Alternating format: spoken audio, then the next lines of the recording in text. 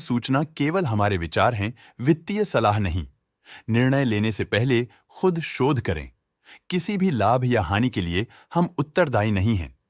आज हम देख रहे हैं ऑर्किड फार्मा लिमिटेड के 2024-25 Q3 की standalone financial performance. Starting with the sales, पिछले क्वार्टर से सेल्स में -2.5% का डिक्रीज हुआ है, मगर कंपनी ने पिछले साल के मुकाबले मार्जिनल सेल्स डिक्लाइन रिपोर्ट किया, around -1.5%। Expenses -1% quarter on quarter decrease हो गए हैं, जो साल भर के 3.5% के राइज के साथ अलाइन करता है। एक्सपेंसेस में डिक्रीज अच्छा है, लेकिन सेल्स में डिक्रीज निराशा की बात है। ऑपरेटिंग प्रॉफिट, जो पिछले साल के कंपैरिजन में -26.5% डाउन हुआ है, quarter on quarter around -11% decrease हुआ है। Operating profit margin (OPM) annual basis में -4% से डिक्रीज हुआ है और पिछले क्वार्टर के कंपैरिजन में -1% से डिक्रीज हुआ है। एक्सेप्शनल आइटम्स को ऐड करके अदर इनकम पिछले क्वार्टर के कंपैरिजन में 25% बढ़ गई, बावजूद इसकी ईयरली ग्रोथ 33.5% हुई है। इंटरेस्ट एक्सपेंसेस पिछले क्वार्टर से 15% अप हुआ, लेकिन ईयर ओवर ईयर इंक्रीज 7% हुआ है।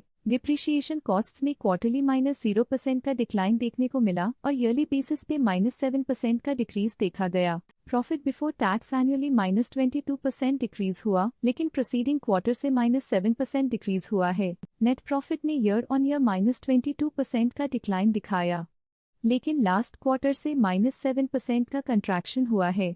इस क्वार्टर के दौरान कंपनी का परफॉर्मेंस इतना अच्छा नहीं रहा।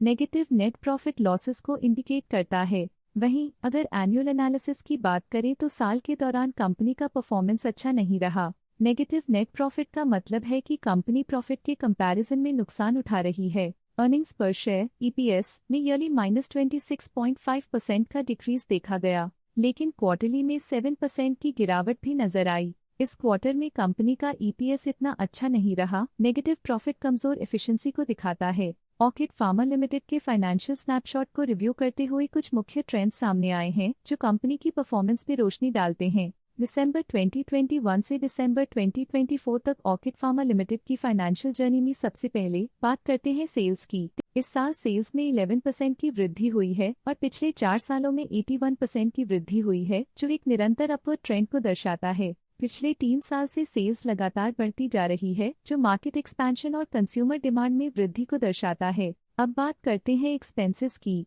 इस साल एक्सपेंसेस 15.5% बढ़े हैं और 4 सालों में 79% का इजाफा हुआ है। इस साल हालांकि एक्सपेंसेस सेल्स से थोड़ा ज्यादा बढ़े हैं, मगर ग्रोथ रेट्स का करीब होना स्टेडी ऑपरेशनल कॉस्ट को दर्शाता है। इस साल ऑपरेटिंग प्रॉफिट -14.5% कम हुआ, लेकिन पिछले 4 सालों में 102% का इजाफा हुआ है। इस साल ऑपरेटिंग प्रॉफिट में कमी आई है, लेकिन पिछले 2 साल की वृद्धि रेजिलियंस को दर्शाता है, जो एक अस्थायी मार्केट को संकेत करता है। इस साल नेट प्रॉफिट में -11.5% की गिरावट हुई, लेकिन पिछले 4 सालों में लगभग 4.5 गुना की बढ़ोतरी हुई है, जो कंपनी की मजबूती दिखाता है। इस साल नेट प्रॉफिट में आई कमी के बावजूद पिछले सालों में हुई पॉजिटिव वृद्धि एक अस्थायी मार्केट एडजस्टमेंट को दर्शाता है। इस साल EPS में -30% की कमी के बावजूद लंबी अवधि में देखा जाए तो लगभग 4 गुना की मजबूत वृद्धि हुई है। इस साल EPS में कमी आने के बावजूद पिछले सालों की ग्रोथ कंपनी की मजबूत ओवरऑल परफॉर्मेंस को अंडरलाइन करती है।